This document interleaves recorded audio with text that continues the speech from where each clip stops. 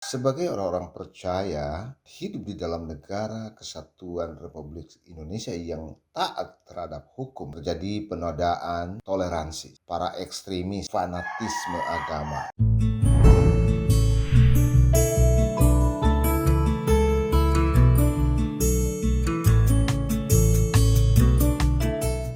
Baru-baru ini terjadi suatu peristiwa yang sangat menyedihkan. Kenapa saya katakan saya sangat menyedihkan ya?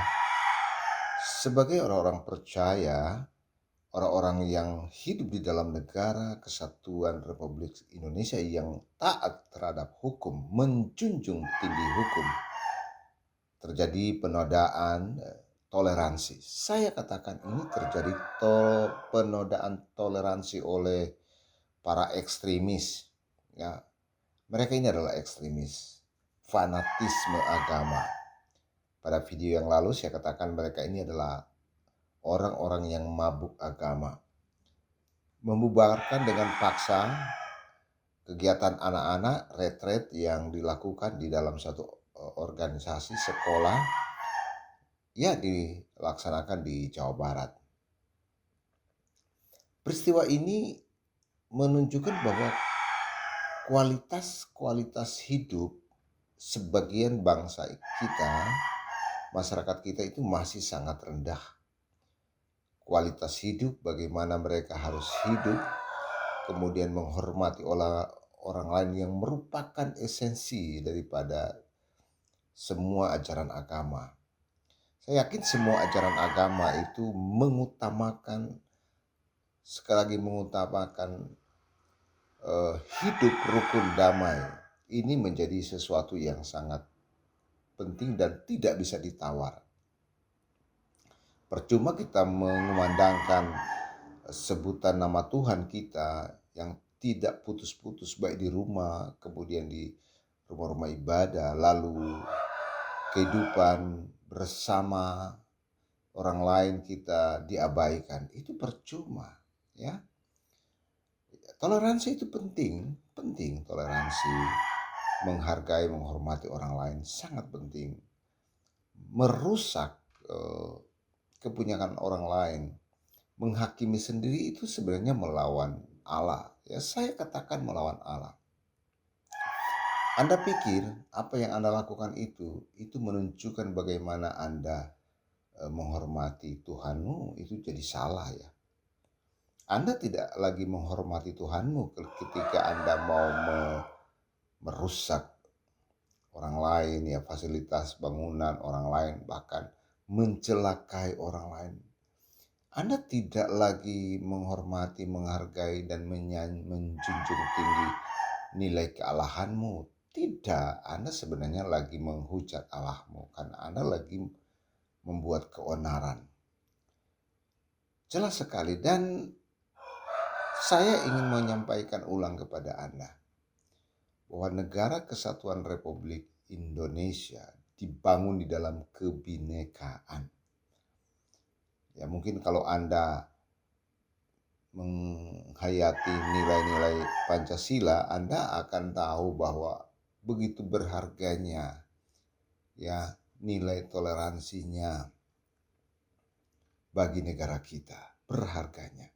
Dan negara kita dibangun atas dasar kebinekaan.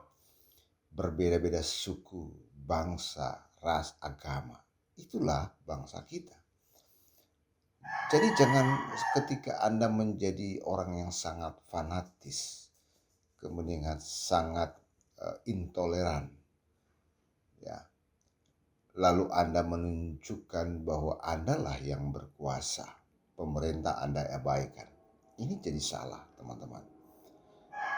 Dalam kekristenan, pemerintah itu benar-benar dihormati, dihargai sebagai wakil Allah untuk menghakimi Anda sebenarnya. Jadi Anda, saya dan saudara mungkin tidak bisa menghakimi sembarang ya, karena saya dan saudara adalah masyarakat. Ada lembaga-lembaga negara yang harus dihormati, mereka lah yang nanti akan melakukan semacam bagaimana mengatur bangsa ini, yaitu pemerintah. Nah, di dalam kekristenan jelas sekali bahwa pemerintah itu adalah hamba Allah. Kita bisa baca dalam kitab Roma 13 ya. Kitab Roma 13. Saya akan bacakan buat Anda. Kepatuhan kepada pemerintah. Tiap-tiap orang harus takluk kepada pemerintah yang di atasnya. Sebab tidak ada pemerintah yang tidak berasal dari Allah. Dan pemerintah-pemerintah yang ada ditetapkan oleh Allah. Sebab itu barang siapa melawan pemerintah, ia melawan ketetapan Allah, dan siapa yang melakukannya akan mendatangkan hukuman atas dirinya. Sebab jika seorang berbuat baik, ia tak usah takut kepada pemerintah, hanya jika ia berbuat jahat. Maukah kamu hidup tanpa takut terhadap pemerintah? Buatlah apa yang baik dan kamu akan beroleh pujian daripadanya. Wah, luar biasa. Surat Rasul Paulus kepada jemaat di Roma, ya Roma 13. Ketika itu Anda tahu ya, saya ingin menyampaikan kebenaran kepada Anda. Ketika itu 2000 tahun yang lalu di daerah Roma ya, jantung pemerintahan Roma, terjadi pembantaian besar-besaran orang-orang Kristen yang betul-betul mau dibasmi. Tetapi Rasul Paulus katakan taat kepada aturan-aturan di situ. Jangan melawan. Tunjukkanlah nilai seorang yang penuh wibawa, punya kasih. Anda pasti akan memberikan semacam teguran-teguran kepada mereka. Ya, teguran bukan berarti menunjukkan kekuatan untuk melawan, tetapi membalas ya segala sesuatu dengan kasih. Jadi, Anda yang tertindas hari ini karena oknum-oknum yang intoleran, ya, kita harus bersabar dan berdoa buat mereka agar mereka sadar mereka telah membuat sesuatu yang tidak baik dalam kehidupan mereka. Kiranya damai dan sukacita Kristus akan selalu bersama Anda, juga bersama orang-orang yang melakukan intoleran, ya. Kita berdoa agar mereka memiliki nilai kasih dalam hidupnya, dan bangsa kita ya terus akan damai selalu. Bangsa kita akan menjadi bangsa yang besar. Tuhan Yesus memberkati. Amin.